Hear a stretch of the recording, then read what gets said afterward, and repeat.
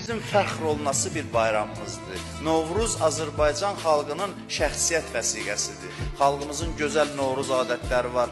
Ölmüş insanları, dünyasını dəyişmişləri yad edirik, bir-birimizin evinə gedirik, bayram süfrələri açırıq, bayram münasibəti ilə təbrik edirik, küsənlər barışır, hamısı gözəllikdir. Eyni zamanda Novruz təbiətlə dediyimiz kimi bağlıdır, təbiətin oyandığı bir zamandır və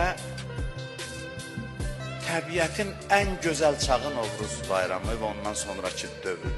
Təbiətin öz gözəlliyini ən qabarıq şəkildə ortaya qoyduğu zamandır.